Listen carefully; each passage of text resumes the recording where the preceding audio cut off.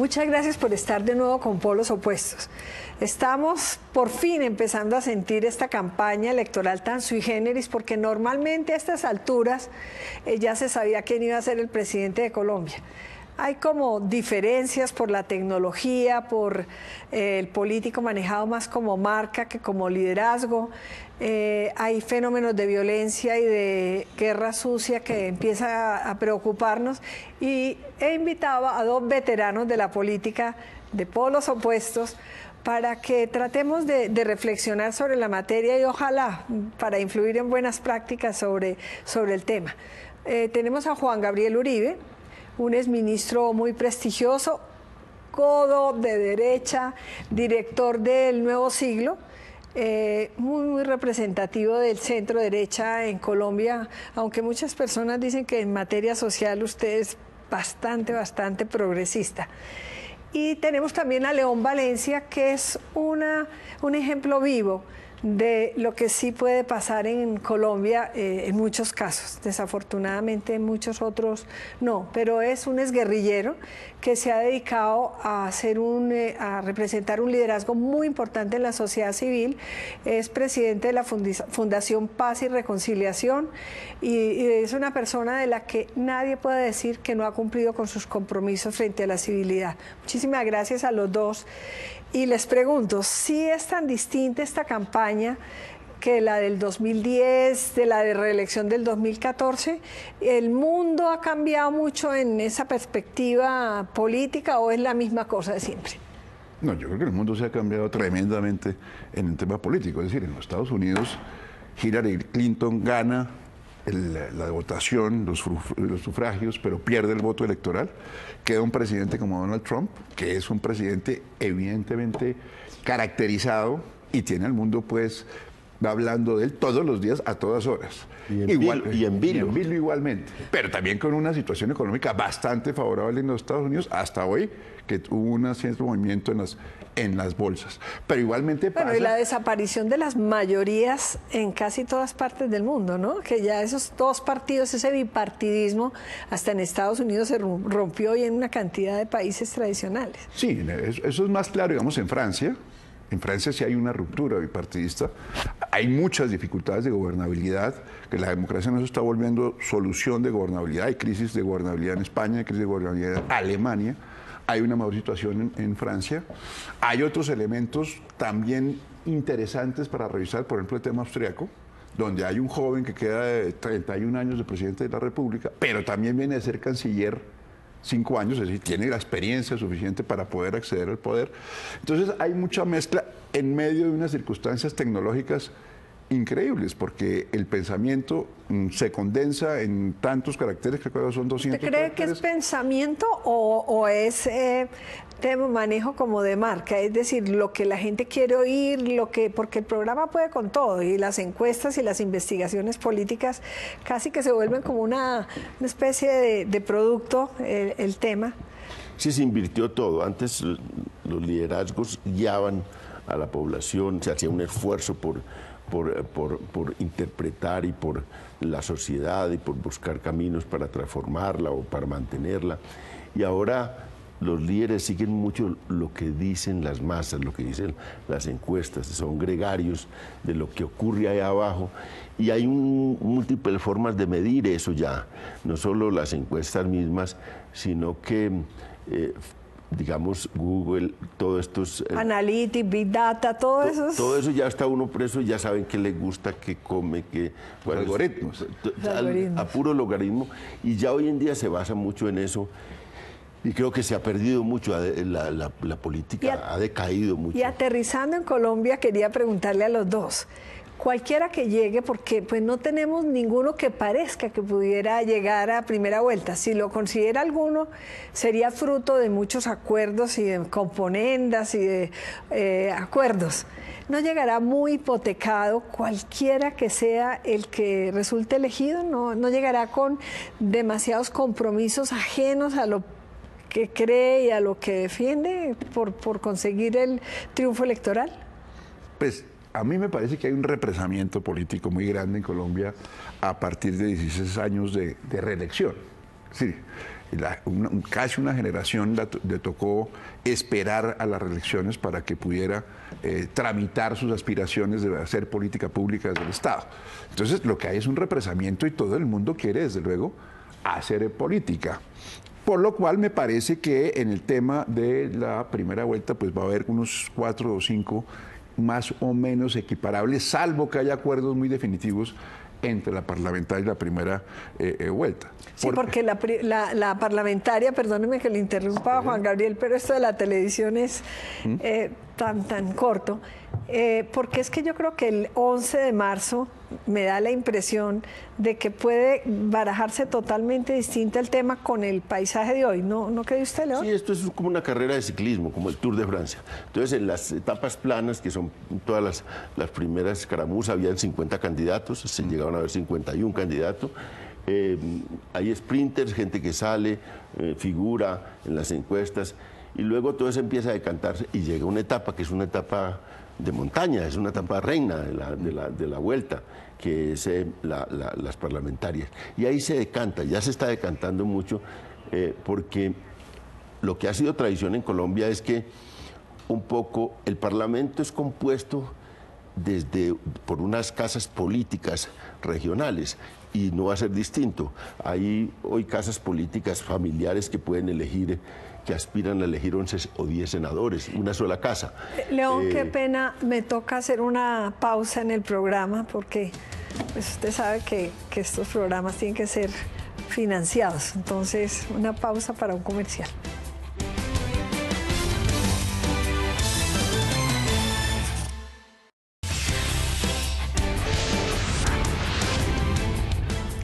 León, usted estaba en el uso de la palabra. Entonces, decía que siempre la elección de Congreso siempre marca mucho la primera vuelta presidencial luego. Ahora, en esta oportunidad hay una novedad que uno no sabe cómo va a ocurrir, porque los que encabezan las encuestas, Fajardo, de las 4 que la semana pasada se hicieron, se publicaron, encabeza 3 y Petro 1. Esos dos, y hay un segundo lote un poco más distante de ellos, y eso es una novedad, porque son dos personas que no hacen parte de una tradición, un aparato político que va a poner muchos parlamentarios. Y eso es lo nuevo. Eso, la pregunta, el gran interrogante, ¿subsistirá eso en primera vuelta? Digamos, estos tipos que están encabezando encuestas, ¿marcarán la primera vuelta? ¿O el Congreso, digamos, marcará, la elección de Congreso marcará la primera vuelta? Yo creo que ese es el gran interrogante. Y hay una cosa, hay muchas cosas por definir en este momento. El Partido Conservador no ha tomado posición, el Partido de la U tampoco. Hay 2 consultas para ese momento. Bueno, perdóneme, León, le digo que no estoy tan de acuerdo. Claro que han tomado posición, lo que pasa es que no pueden salirse de las banderas con las que se eligen los liberales, los conservadores, los de la U, y después de que sean elegidos allá, ahí sí el corazón o los compromisos o sea, públicamente toman posición. O sea, ustedes ya más o menos tomaron posición internamente, pero públicamente tomarán posición, y no sé si eso marcará también cambios. Pero les quería hacer una pregunta a los dos. Tenemos una negociación que se firmó con una polarización que se profundizó por el hecho de haber ganado el no y toda esta discusión pues de qué ocurrió después.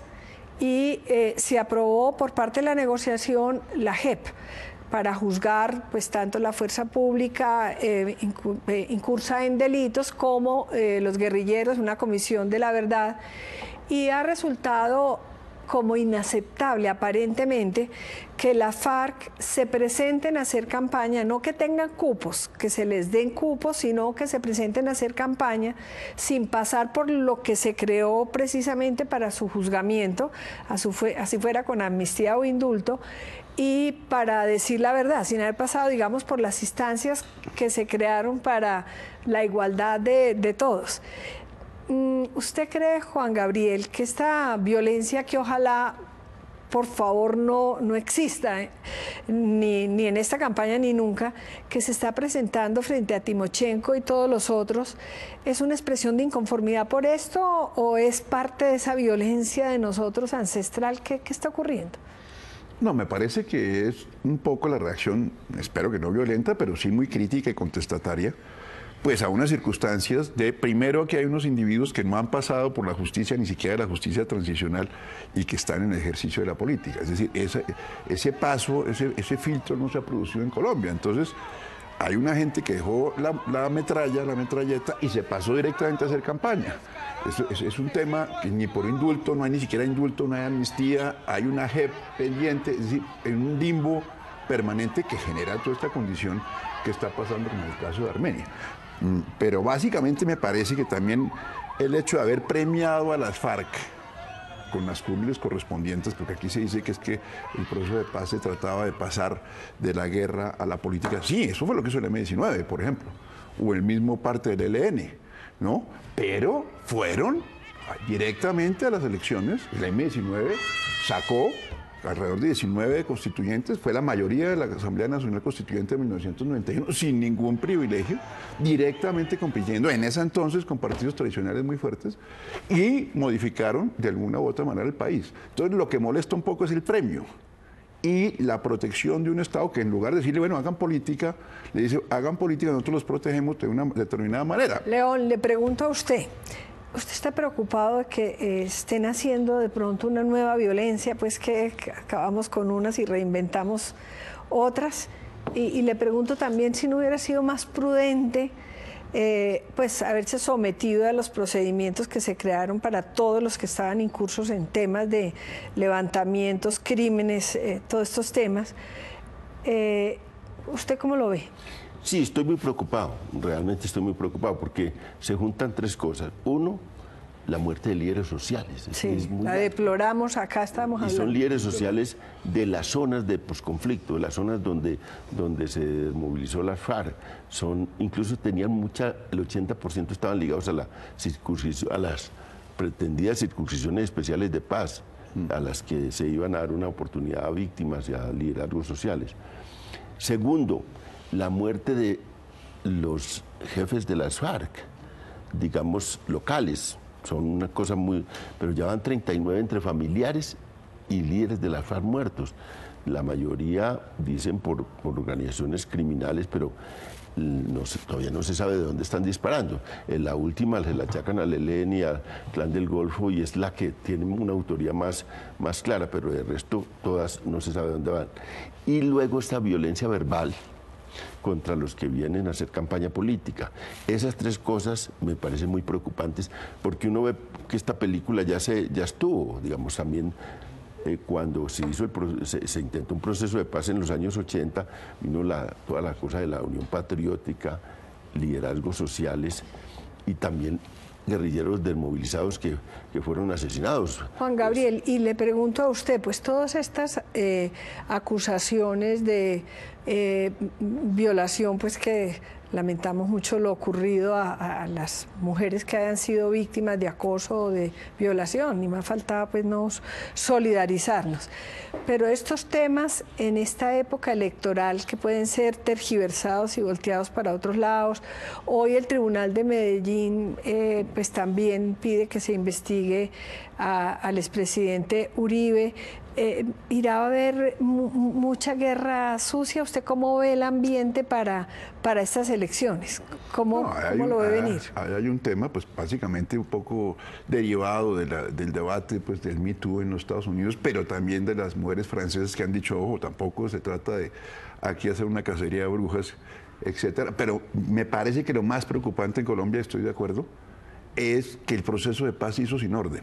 Si ese proceso de paz se hace con orden, posiblemente no estuviéramos sufriendo estas consecuencias tan gravosas para la democracia colombiana. ¿Qué es la falta de orden en el proceso? Pues es decir, se hace un sitio para que entrara, se hace un desalojo, digamos, una desactivación de la guerrilla de las FARC para que entrara el Estado a recuperar la soberanía, entregar servicios públicos y generar condiciones favorables para la gente. Eso no pasó en ningún área. El Estado no entra a Tumaco, el Estado no entra al Catatumbo. Allá manejan las disidencias de las FARC, un sector del ELN, Y lo que está demostrando es que el proceso de paz, como fin último de generar unas condiciones constitucionales favorables para el pueblo colombiano, no lo produjo. Entonces, otra vez la gente está en manos de la violencia en esos sectores. Es lo que me parece más grave. Claro. Y le pregunto, ¿no fue un error muy grande llevar el proceso del ELN tan absolutamente dispar con el proceso de negociación con la FARC? Es decir, es que es muy complejo porque de todas maneras hay unas disidencias de la FARC o una criminalidad de narcotráfico y de minería ilegal y de todo que, amparado por el ELN y con el ELN, pues puede perjudicar mucho el tema del ambiente propicio para la paz, porque aquí se hizo una negociación, pero la paz está por construirse, ¿no? Sí, digamos que la guerra con las FARC terminó, hay unas disidencias preocupantes, pero terminó esa guerra. Pero el posconflicto está en riesgo. Los posconflictos pueden ser, por ejemplo, como en el caso de Centroamérica, muy violentos. Los posconflictos ya sin una guerra política, pero pueden degradarse en cantidad de violencias. Yo tengo esa preocupación. El posconflicto puede tener, como dice, una calidad porque trae cambios para la gente. Y entonces, y hay otro interrogante, no veo yo que este posconflicto esté generando cambios en los territorios, en los 281 municipios donde están, y esa es otra preocupación. Los posconflictos traen reconciliación, y usted menciona una cosa que es clave en la reconciliación, la Comisión de la Verdad, la justicia transicional, también eso arrancó. ¿Y lo del ELN? Y lo del ELN es otro ingrediente muy fuerte. Hasta hace poco teníamos la esperanza de que se prolongara el cese de hostilidades con el ELN. No ocurrió. Y el ELN cometió una cosa que a mí me parece una locura, porque en medio de una campaña electoral de un presidente tan frágil que se sienta con ellos a negociar, y entonces ellos se meten en una cosa que dicen, no es rutinario, unas acciones en el mundo urbano que crean un terror enorme. Y bueno, es que el ELN piensa que está negociando con la representación de todo el país en Santos. No, Santos es una persona muy frágil. ¿Qué fue el le problema quitan el aire, le quitan el aire a ellos, lo dejan sin aire para negociar. Y además creen que están negociando solo con el aparato público, no están negociando con la opinión pública. Vamos a hacer otra pausa casi que para concluir con el programa. Pero dejo sobre el tapete esto, es decir, ya se vio que la exclusión en el proceso de la FARC ha hecho tanto daño. Y otra vez incurren en lo mismo. Es como si se buscara el monopolio de la paz, yo solito lo hago, que es muy grave. Eso se los dejo para que ustedes me comenten cuando ya estemos por finalizar el programa.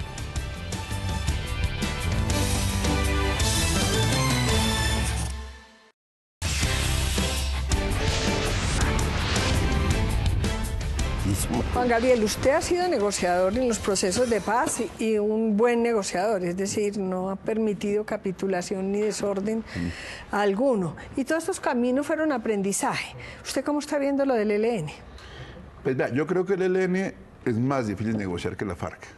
Y tengo experiencias en ambos lados porque las FARC era un cuerpo jerarquizado y uno sabía que se hablaba con el jefe, después de que colectivizara ahí unas decisiones, el jefe decidía, ¿no? De alguna u otra manera.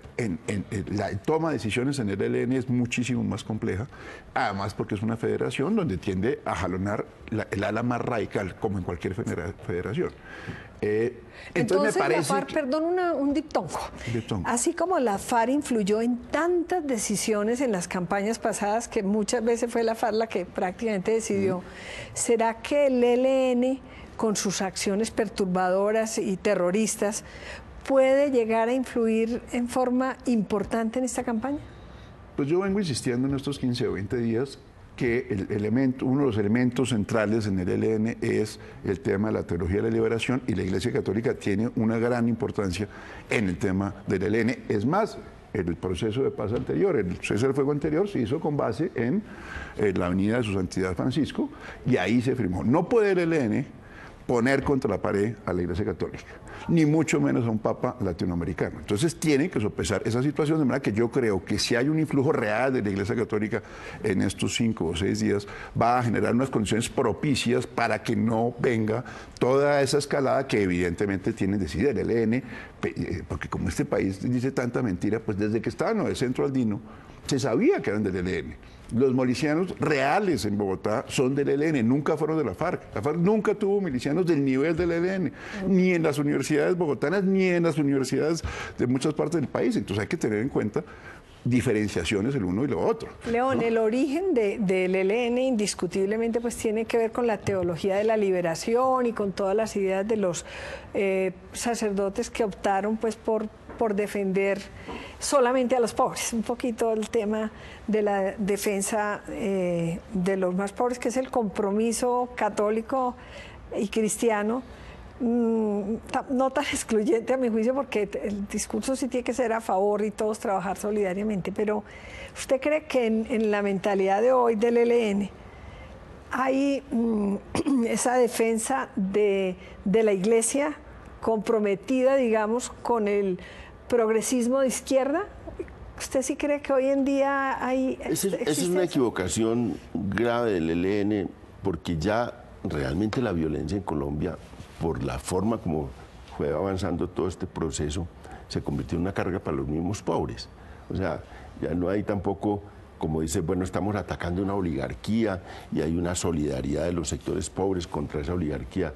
La sociedad se ha difuminado enormemente y hay múltiples intereses. Por ejemplo, esa visión que se tenía la izquierda del 70, que había un establecimiento unido, que se enfrentaba a los sectores populares y a las clases medias.